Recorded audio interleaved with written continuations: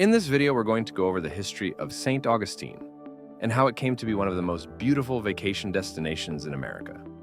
Long before Plymouth Rock or Jamestown entered American history, Spain established what would become the longest continuously inhabited European settlement in North America. From its founding in 1565 through today, St. Augustine's remarkable journey spans nearly half a millennium, transforming from a remote military outpost into a thriving tourist destination that welcomes over 2 million visitors annually. The story begins with Juan Ponce de Leon's fateful 1513 exploration of Florida's coast during his legendary search for the mythical Fountain of Youth.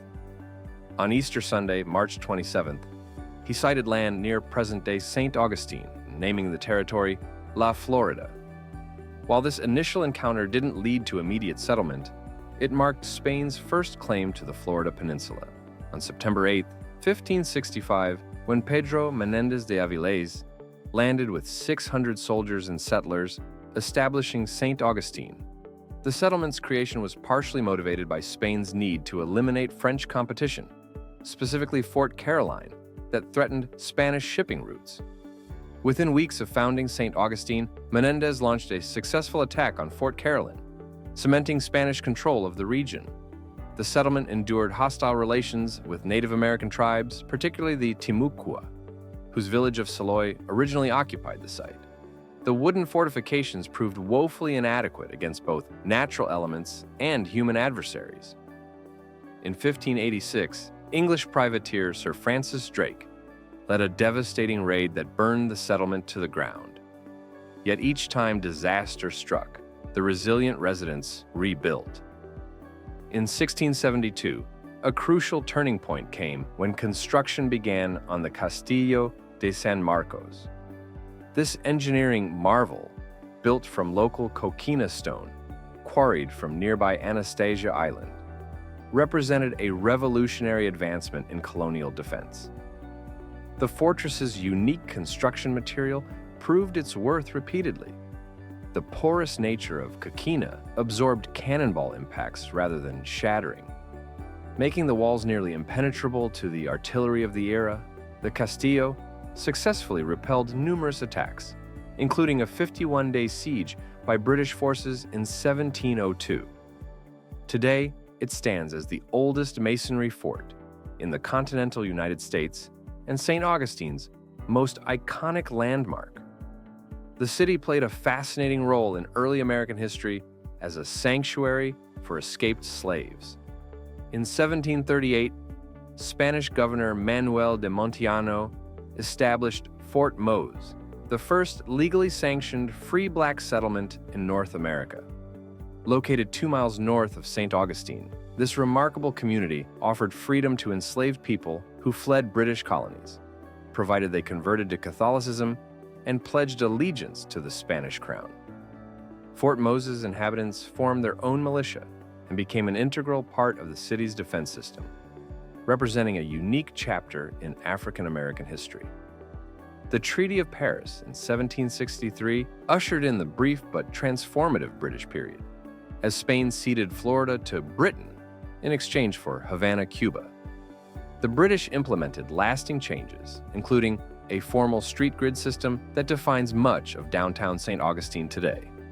They divided Florida into East and West territories, making St. Augustine the capital of East Florida. They also introduced large-scale commercial agriculture and established a more structured trading system. The Second Spanish period began in 1783 when Spain regained control through another Treaty of Paris. This era brought new cultural influences, particularly from the Minorcan community. These Mediterranean settlers, who had fled a failed colony in New Smyrna, brought distinctive traditions that continue to influence St. Augustine's culture today. The Spanish government, however, struggled to maintain its Florida colonies while facing Napoleonic invasions at home and revolution in its other territories. In 1821, the Adams-Onis Treaty transferred Florida to the United States, beginning the American territorial period. The Castillo de San Marcos, renamed Fort Marion, served as a military prison during the Second Seminole War, 1835 to 1842.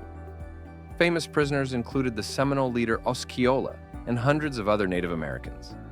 The fort later held Plains Indians, including members of the Cheyenne, Apache, and Kiowa tribes, some of whom created now famous ledger art during their captivity.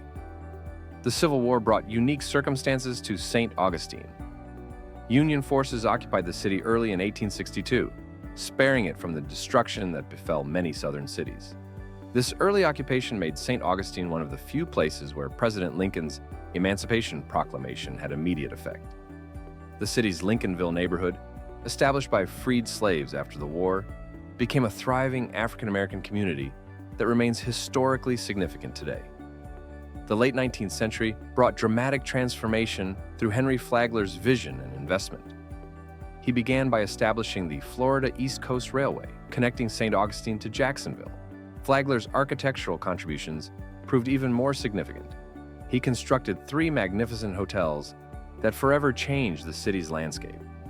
The early 20th century saw St. Augustine adapt as wealthy tourists began favoring more southern destinations. The city successfully transitioned to attract middle-class automobile tourists, developing new attractions while preserving its historical character. The Civil Rights era thrust St. Augustine into the national spotlight. In 1964, Dr. Martin Luther King Jr. and the Southern Christian Leadership Conference launched a major desegregation campaign in the city. Protesters faced violent opposition from the Ku Klux Klan and segregationists. A defining moment occurred at the Monson Motor Lodge, when manager James Brock poured acid into the swimming pool to force out civil rights protesters. Photos of this incident appeared on front pages nationwide, helping push Congress to pass the Civil Rights Act of 1964. Recent decades have brought new challenges and opportunities. Hurricane Matthew in 2016 caused extensive flooding in the historic district, followed by similar damage from Hurricane Irma in 2017. These events prompted increased focus on climate change adaptation while preserving historical structures. The city has implemented innovative preservation techniques and flood mitigation strategies, including a multi-million-dollar seawall project. Today's St. Augustine welcomes 2 million visitors annually and offers a unique blend of past and present. Through wars, pirates, changing flags, social upheaval, economic transformations, and natural disasters, St. Augustine has not merely survived, but flourished. Its success in preserving its rich heritage while embracing the future ensures that it remains a unique treasure in American history, where visitors can walk through centuries of stories while enjoying modern comforts and attractions. That's it for this week's Leisure Lore. And please do us a favor and subscribe to this channel if you enjoyed it. It means the world to us.